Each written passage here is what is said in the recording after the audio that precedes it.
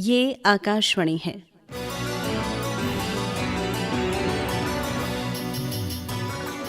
बदलती फिजाएं। प्रस्तुत है आकाशवाणी और विज्ञान प्रसार के संयुक्त प्रयास से तैयार जलवायु परिवर्तन और वैश्विक तापक्रम की समझ और प्रबंधन पर आधारित विज्ञान धारावाहिक बदलती फिजाएं की चौथी कड़ी। आइए अतीत से सीखें। बदलती फिजा में खुद को बदलिए, असर देखने को घर से निकलिए। सुबह की फिजा में तपिश भी मिलेगी, तपिश की लहर में खुद ही संभलिए। बदलती फिजा में खुद को बदलिए, असर देखने को घर से निकलिए।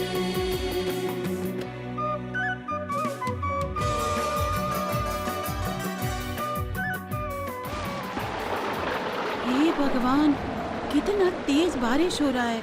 एक एक बूंद इतना मोटा है जैसे पतीला भर पानी। कृष्णन, लक्ष्मी, मुझको लगता है कि हमारा कॉलोनी डूब जाएगा। अब देखो ना, ठंडी हवा भी चल रही है। कुछ नहीं होगा लक्ष्मी, तुम अंदर जाओ। मैं यहाँ 30 वर्षों से रह रहा हूँ। आज तक तो कभी कॉलोनी नहीं डूबी। अब आशा है इस बार भी हम बच जाएंगे। मैं तो गेट से सिक्योरिटी गार्ड को बुला रही हूँ। वो टीवी, फ्रिज आदि सब सामान ऊपर फ्लोर पर ले जाने में हमारी मदद करेगा। उफ, देखो तो ये सड़क भी पूरी तरह पानी में डूब चुका है। आइए रुको, पहले मैं टीवी पर कुछ समाचार देख लूं। टीवी ऑन कर दो। करती हूँ। लो, सुनो न्यूज़। हाँ। केरल में बाढ़ और भूस्खलन की वजह से आम जनजीवन थम सा गया है, जो अप्रत्याशित दुख और अराजकता का कारण बनता जा रहा है। सभी प्रमुख नदियों का जल स्तर बढ़ गया है। बड़े इडुक्की बांध सहित कई बांध खोले गए हैं। भूस्खलन और इसी तरह की दुर्घटनाओं की श्रृंखला में 2 दिनों में कई मौतें हुई हैं। 1,67,000 से अधिक लोगों को अपने घरों से निकाला गया है और राज्य में कार्यरत 1,165 राहत शिविरों में रखा गया है। ये अब तक की सबसे खराब प्राकृतिक आपदा है। लक्ष्मी, टीवी बंद कर दो, सिक्योरिटी गार्ड भी आ गया है। करती हूँ। अब ये मुझे इन सभी इलेक्ट्रिक और इलेक्ट्रॉनिक उपकरणों को ऊपर ले जाने में मदद करेगा। अब इधर आओ कृष्णन, देखो तो ये तो लाउड स्पीकर की आवाज है। हाँ। अब रुको, जरा ध्यान से अनाउंसमेंट सुनो। ये तो सरकारी गाड़ी आ रहा है। घोषणा भी उसी गाड़ी से हो रहा है। सुन। हाँ। ऐसी आशंका है कि ये कॉलोनी अब किसी भी समय डूब सकती है, तो आप सभी को जल्द से जल्द अपने घर खाली करने होंगे। हमने आप सभी को एक सुरक्षित स्थान पर ले जाने के लिए परिवहन सुविधा की व्यवस्था की है। कृपया अपनी सुरक्षा के लिए हमारे साथ सहयोग करें। कृष्णन, मुझको लगता है कि ये जगह छोड़ने में ही समझदारी है। मैं एक काम करती हूँ, बैग में कुछ कपड़े और ज़रूरी चीज़ें रख लेती हूँ। आई थिंक मेन स्विच बंद करना भी ठीक रहेगा। क्यों? ठीक है लक्ष्मी, मुझे सोसाइटी के सेक्रेटरी थॉमस से बात करने दो। देखते हैं इस बारे में उनकी राय क्या है। हाँ। Thomas, mister Thomas. Krishnan sir, इधर जी। इधर। हाँ, मैंने और मैरी ने यहाँ से जाने का फैसला किया है। मैं सभी निवासियों से ऐसा करने के लिए कह रहा हूँ। जी। हाँ, स्थानीय कॉलेज की राष्ट्रीय सेवा योजना से स्वयंसेवक यहाँ हमारी सहायता के लिए हैं। बहुत बढ़िया। थैंक गॉड, भगवान का शुक्र है। लक्ष्मी, पानी हमारे घर के अंदर घुस गया है। हाँ। अब तो सड़क पर भी कमर के स्तर तक पानी बढ़ गया है। अब क्या होगा? लक्ष्मी अम्मा, अब शुरू करें। ये स्मार्ट युवा लोग हमें पानी पार कराने में मदद करेंगे। चलो भाई, चल, सभी चलो। लोग राजस्व अधिकारियों के निर्देशों के अनुसार घर छोड़ने के लिए सहमत हो गए हैं। जी, सब हो गए। सहमत हैं। सम्मानित निवासियों, मैं नेशनल सर्विस स्कीम स्वयं सेवकों का नेता राजन हूं। अब हम आपको मुख्य सड़क पर ले जा रहे हैं, जहां पानी अभी तक नहीं घुसा है। राज्य परिवहन की 2 बसें आपको Shri Vivekananda higher secondary school ले जाएंगी, जहां एक राहत शिविर चलो 2 दिन पहले ही शुरू किया गया था। राजन जी, हम में से अधिकांश लोगों ने अपना नाश्ता भी नहीं किया है। देखिए ना, बच्चों को भी बहुत भूख लगी है। अब हम क्या करेंगे राजन जी? अम्मा अम्मा आप चिंता मत कीजिए, जैसे ही हम राहत शिविर पहुंचेंगे नाश्ता परोसा जाएगा। अगर आप में से कोई भी अपने रिश्तेदारों के घर जाना चाहता है तो कृपया हमें सूचित करें। अरे अब अभी कौन जाएगा? तो शिविर में जाएंगे।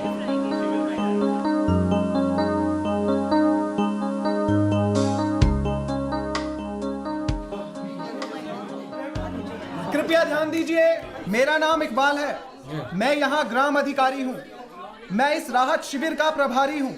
यहाँ 310 लोग हैं। स्कूल प्रिंसिपल, विधायक, डिवीजन काउंसलर, कई सरकारी अधिकारी, कई सामाजिक संगठनों के सदस्य और एनएसएस स्वयंसेवक आपकी मदद करने के लिए यहाँ मौजूद हैं। नाश्ता करने के बाद आपको यहाँ आपके ठहरने की जगह दिखा दी जाएगी। हमारे पास महिलाओं और पुरुषों के लिए अलग अलग हॉल की व्यवस्था की गई है। आप में से प्रत्येक को बिस्तर सामग्री प्रदान की जाएगी। जिन्हें कपड़ों की ज़रूरत है वो पहले ही बता दें, स्वयं सेवक आपके लिए इंतज़ाम कर देंगे। डॉक्टर बाबू, एक जलवायु वैज्ञानिक शाम को शिविर का दौरा करेंगे। वो आपके साथ बातचीत करेंगे।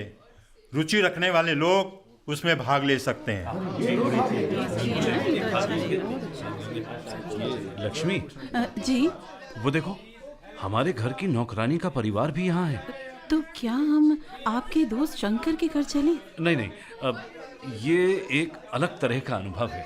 देखो ना, अमीर और गरीब सभी यहाँ एक साथ रह रहे हैं। जाति, पंथ और धर्म के बावजूद जीवन के सभी क्षेत्रों के लोग एक साथ रह रहे हैं। अब यहाँ सभी बराबर हैं। ये एक अनूठा अनुभव है। यहीं रहना ठीक है। आप बिल्कुल सही कह रहे हैं सर। हमारे रिश्तेदार यहीं पास में रहते हैं, लेकिन हमने यहाँ रहने का फैसला किया है। अब चलो थोड़ा आराम कर लिया जाए, बहुत थक गए। चलो चलो।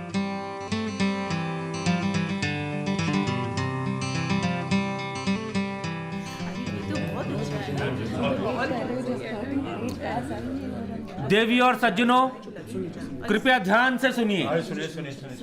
सभी लोग, बच्चों से बुजुर्गों तक, सभी विभिन्न कक्षाओं में चल रहे सांस्कृतिक कार्यक्रमों में भाग ले रहे हैं। लेकिन यहां हमने एक शैक्षणिक कार्यक्रम की व्यवस्था की है।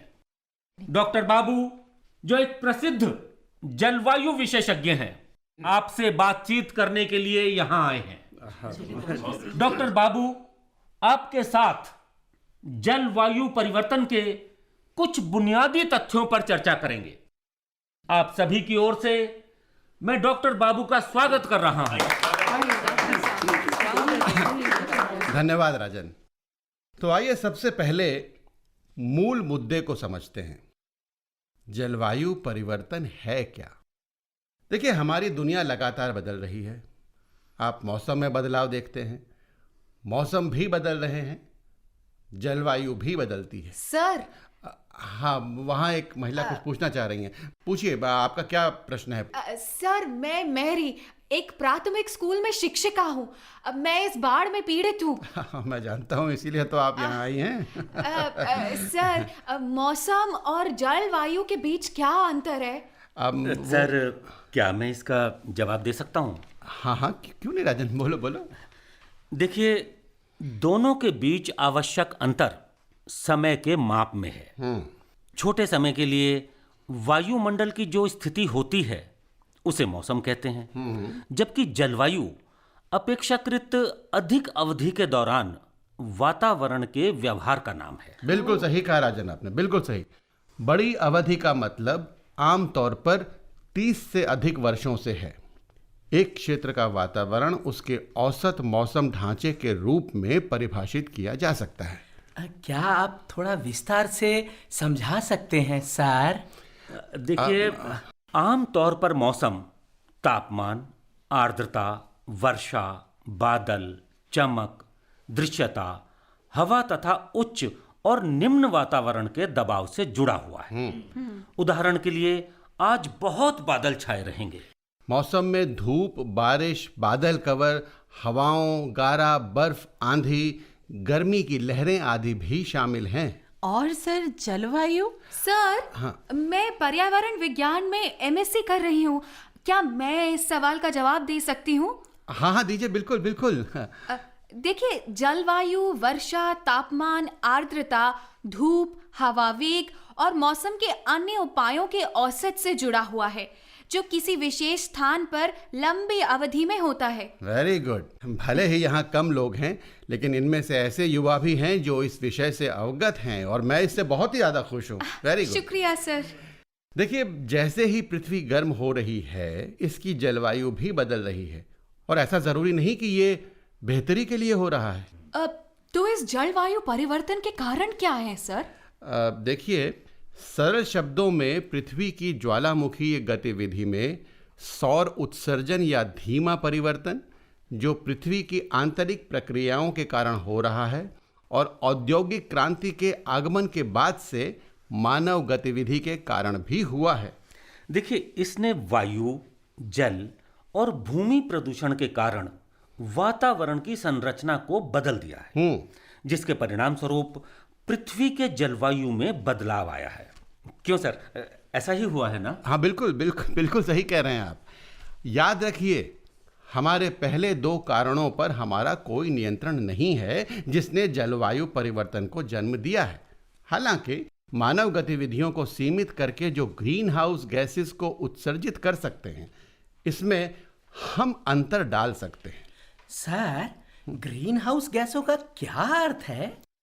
देखिए, पृथ्वी का तापमान सूर्य से मिलने वाली ऊर्जा और अंतरिक्ष से आने वाली ऊर्जा के प्रतिबिंब के बीच संतुलन द्वारा निर्धारित किया जाता है। अच्छा। कुछ वायुमंडलीय गैस इस तापमान संतुलन के लिए महत्वपूर्ण हैं, और इन्हें ग्रीन हाउस गैसेस के रूप में जाना जाता है। सर, मैंने ग्रीन हाउस प्रभाव के बारे में सुना है। अब क्या आप थोड़ा विस्तार से समझा सकते हैं? सर, मैं बता सकता हूँ? बिल्कुल बिल्कुल बिल्कुल, बताओ। हाँ, सर, जैसे ही सूर्य की किरणें पृथ्वी तक पहुंचती हैं, वे धीरे धीरे ग्रह की सतह को गर्म करती हैं। जब जमीन गर्म हो जाती है तो गर्मी निकलने लगती है।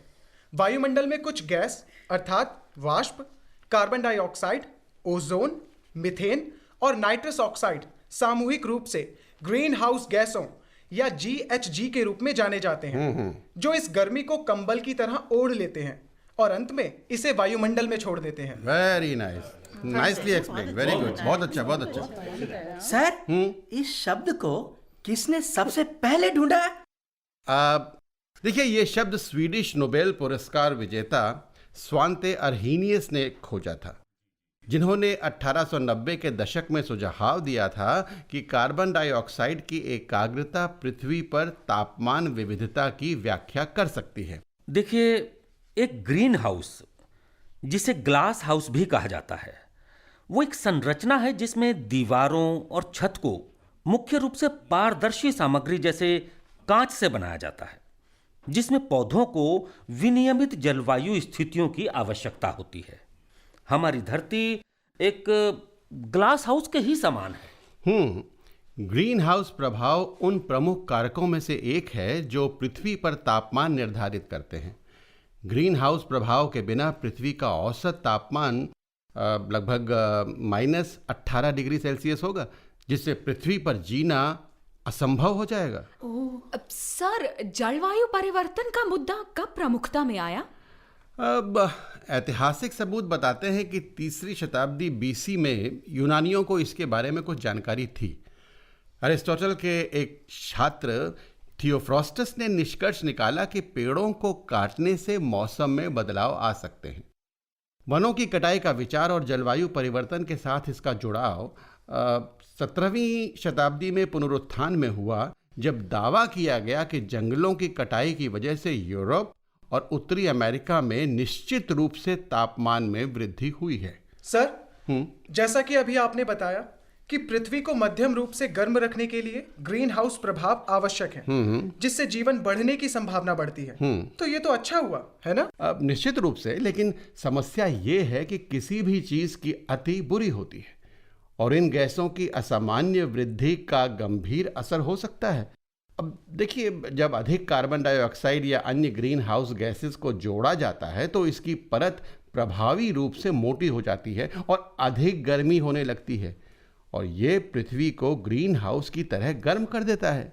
तो ग्रीन हाउस प्रभाव और ग्लोबल वार्मिंग के बीच क्या अंतर है सर?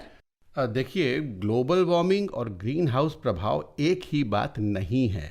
इसे हालांकि संबंधित और अक्सर एक दूसरे के साथ भ्रमित किया जाता है।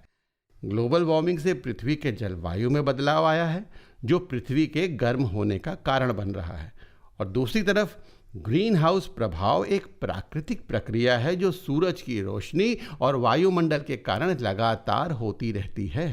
बहुत ज़्यादा ग्रीन हाउस प्रभाव ग्लोबल वार्मिंग का कारण बन सकता है। तो सर, ग्लोबल वार्मिंग के विज्ञान और ग्लोबल वार्मिंग के वास्तविक खतरे के अचानक एहसास के बीच में देरी क्यों हुई? अब ग्लोबल वार्मिंग के खतरे को पहचानने में देरी के मुख्य कारण थे, सबसे पहले वैश्विक औसत तापमान डेटा सेट की शक्ति, और दूसरा कारण था वैश्विक पर्यावरण जागरूकता के उभरने की आवश्यकता। इसका मतलब है पृथ्वी शिखर सम्मेलन यानी अर्थ समिट के तुरंत बाद हमारे पर्यावरण की सुरक्षा की आवश्यकता के बारे में सामान्य जागरूकता बढ़ी है। सर, ये पृथ्वी शिखर सम्मेलन मींस अर्थ समिट, ये है क्या? वो देखिए, मैं समझाता हूँ। हाँ, आप समझाइए जी। पृथ्वी शिखर सम्मेलन यानी अर्थ समिट पर्यावरण और विकास पर संयुक्त राष्ट्र सम्मेलन का अनौपचारिक नाम है UNCED, जो जून 1992 में रियो डी जेनेरियो में आयोजित किया गया था। गैर सरकारी संगठनों के अनुमानित 2400 प्रतिनिधियों के साथ 178 से अधिक सरकारों की भागीदारी हुई थी। अच्छा, करेक्ट। पृथ्वी शिखर सम्मेलन यानी अर्थ समिट 1972 जून में स्टॉकहोम में आयोजित मानव पर्यावरण पर संयुक्त राष्ट्र सम्मेलन की अनुवर्ती कार्रवाई थी। उस सम्मेलन का उद्देश्य स्थिरता को बढ़ावा देने और प्राकृतिक पर्यावरण की रक्षा के लिए वैश्विक प्रयासों का समन्वय करना था। 1972 और 1992 के बीच कई अंतर्राष्ट्रीय सम्मेलन और प्रोटोकॉल होने लगे। इस विचार पर आम सहमति थी कि वैश्विक स्तर पर सोचें, स्थानीय रूप से कार्य करें। करेक्ट। सर, ये UNFCCC क्या है? देखो बेटा, जलवायु परिवर्तन पर संयुक्त राष्ट्र फ्रेमवर्क कन्वेंशन यानी United Nations framework convention on climate change UNFCCC 1992 के रियो शिखर सम्मेलन के दौरान विकसित पर्यावरण पर एक अंतर्राष्ट्रीय संधि है। 1994 में सम्मेलन हुआ और ये जलवायु परिवर्तन के खतरे को पूरा करने के अंतर्राष्ट्रीय प्रयासों का हिस्सा था। डॉक्टर साहब, UNFCCC का उद्देश्य क्या है? इसका उद्देश्य वातावरण में ग्रीन हाउस गैसेस की एकाग्रता को स्थिर करना है, जो एक स्तर पर पृथ्वी के जलवायु पर प्रतिकूल प्रभाव डालेगा। सर, मुझे लगता है कि आपको यहाँ IPCC के बारे में भी उल्लेख करना चाहिए। IPCC, हाँ ठीक है, पर क्या वरिष्ठ छात्रों में से कोई बताना चाहेगा IPCC क्या है? सर, मैं कोशिश करूंगा। हाँ, जरूर बोलो बेटा। सर, जलवायु परिवर्तन पर अंतर सरकारी पैनल यानी IPCC एक अंतर्राष्ट्रीय वैज्ञानिक संगठन है। करेक्ट। ये संयुक्त राष्ट्र पर्यावरण कार्यक्रम UNEP और विश्व मौसम संगठन 1988 में जलवायु परिवर्तन को समझने के लिए वैज्ञानिक, तकनीकी, सामाजिक, आर्थिक जानकारी का अध्ययन करने के लिए WMO द्वारा गठित किया गया था। बिल्कुल। ये जलवायु परिवर्तन के हानिकारक प्रभावों का भी आकलन करता है और व्यावहारिक समाधान की तलाश करता है। वेरी गुड, बहुत अच्छे। अब ये स्पष्ट है कि कई कारकों के संयोजन ने अंततः ग्लोबल वार्मिंग परिकल्पना की मान्यता और स्वीकृति को जन्म दिया। राजन, क्या हम उन्हें सूचीबद्ध कर सकते हैं? जरूर सर। एक, ग्लोबल वार्मिंग का विज्ञान अनिवार्य रूप से 1960 के दशक के मध्य से किया जा रहा है। 2, वैश्विक तापमान के डेटा सेट में उलटपलट, जिसे पहली बार 1980 के दशक के अंत में देखा गया था। और मैं यहाँ जोड़ना चाहूँगा और भी, जैसे नंबर 3, 1980 के दशक में हमारे बढ़ते ज्ञान ने वायुमंडलीय कार्बन डाइऑक्साइड में बदलावों पर प्रतिक्रिया व्यक्त की है। 4, सुपर कंप्यूटर का उपयोग कर जलवायु मॉडलिंग। नंबर 5, वैश्विक पर्यावरण जागरूकता का उदय। 6, मीडिया द्वारा दिखाई गई दिलचस्पी। और 7, राजनेता और अर्थशास्त्री जलवायु परिवर्तन चर्चाओं में भाग लेने लगे। इसका मतलब है आम लोग जितना समझ पाए हैं वो ये है कि जलवायु परिवर्तन वैश्विक राजनीतिक मुद्दा बन गया है। Right sir? हाँ, बिल्कुल ठीक कह रहे हैं आप। आईपीसीसी ने 1990, 1996, 2001, 2007 और 2013 में जलवायु परिवर्तन पर कुछ महत्वपूर्ण रिपोर्ट्स प्रकाशित की हैं। वैज्ञानिक, अर्थशास्त्रियों, कार्यकर्ताओं, सरकारों और राजनेताओं ने उन पर गंभीरता से चर्चा की थी। 1992 में पृथ्वी शिखर सम्मेलन की एक अनुवर्ती कार्रवाई के रूप में ग्रीन हाउस गैस की सांद्रता को स्थिर करने के लिए अंतर्राष्ट्रीय स्तर पर कई सम्मेलनों का आयोजन किया गया, जिसमें उन उपायों पर चर्चा हुई जो जलवायु प्रणाली के साथ खतरनाक मानव हस्तक्षेप को रोक देगा। करेक्ट सर, हमने क्योटो प्रोटोकॉल के बारे में भी सुना है, वो क्या है? मैं बताता हूँ। ग्रीन हाउस गैस सांद्रता को स्थिर करने के लिए पृथ्वी शिखर सम्मेलन में सदस्य देशों द्वारा ली गई प्रतिज्ञा को समझने के लिए 1997 में क्योटो, जापान में एक संधि को अंतिम रूप दिया गया था। अच्छा। जो कि क्योटो प्रोटोकॉल के रूप में जाना जाता है। अच्छा, समझ गई ना? जी। हाँ, तो ये सदस्य देशों द्वारा 6 ग्रीन हाउस गैसों के उत्सर्जन में कमी लाने के लिए होने वाला पहला अंतर्राष्ट्रीय समझौता था। अब ये 16 फरवरी 2005 को लागू हुआ था, लेकिन दुर्भाग्यवश अभी भी क्योटो प्रोटोकॉल को स्वीकार करने और कार्यान्वित करने के मुद्दे पर विकसित और विकासशील देशों के बीच एक राय नहीं बन पाई है। अच्छा, अभी तक कई सम्मेलन अलग अलग स्थानों पर आयोजित भी किए गए हैं और आखिरी वाला तो पेरिस में था, लेकिन वो सर्वसम्मति तक नहीं पहुंच सके। सर, ये हमारे मेहमानों के खाने के लिए जाने का समय है। क्षमा करें, हमें ये चर्चा आज यहीं ख़त्म करनी होगी। सर, आपकी आखिरी टिप्पणी क्या है? देखिए, खाने से मैं इनको नहीं रोकना चाहता। खैर, हमें वैश्विक राजनीति और स्वच्छ ऊर्जा प्रौद्योगिकी पर हमारी सभी उम्मीदों को छोड़ना नहीं चाहिए। जी, हमें सबसे खराब हालात के लिए तैयार रहना चाहिए और अगर सही ढंग से लागू किया गया तो बहुत से मानव जीवन जलवायु परिवर्तन के कारण होने वाली लागत और क्षति को कम किया जा सकता है। डॉक्टर बाबू जी, इसके लिए तो राष्ट्रों और क्षेत्रों को अगले 50 वर्षों के लिए योजना बनाने की आवश्यकता है, जो कि ज्यादातर समाज राजनीति की अल्पकालिक प्रकृति के कारण ऐसा करने में असमर्थ है। मैं आपसे बिल्कुल सहमत हूँ। अब ग्लोबल वार्मिंग के बारे में हम क्या कर सकते हैं? हमें अपने समाज के कुछ बुनियादी नियमों को ही बदलना होगा ताकि अधिक वैश्विक और दीर्घकालिक दृष्टिकोण अपनाया जा सके। जी बिल्कुल। देखिए, हमें एक गर्म दुनिया के लिए अच्छे समाधान की आवश्यकता है। तो आप सबसे इजाज़त चाहूँगा। नमस्कार। नमस्कार। बहुत धन्यवाद। बहुत ज्ञानवर्धक। ये बस एक शुरुआत है। हम आपसे अधिक मार्गदर्शन के लिए आपको फिर से आमंत्रित करेंगे। जी जी, अवश्य। अब दोस्तों, हमें रात के खाने के लिए यानी डिनर के लिए जाना है। चलिए आइए। आप सभी का शुक्रिया, आप सबका शुक्रिया। मैं भी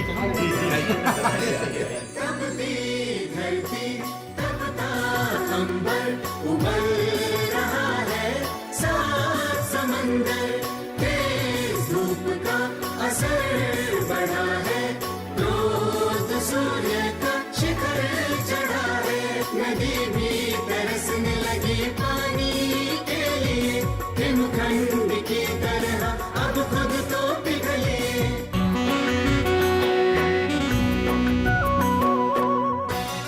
बदलती फिजाएं। अभी आप आकाशवाणी और विज्ञान प्रसार के संयुक्त प्रयास से तैयार जलवायु परिवर्तन और वैश्विक तापक्रम की समझ और प्रबंधन पर आधारित विज्ञान धारावाहिक बदलती फिजाएं की चौथी कड़ी सुन रहे थे। आइए अतीत से सीखें।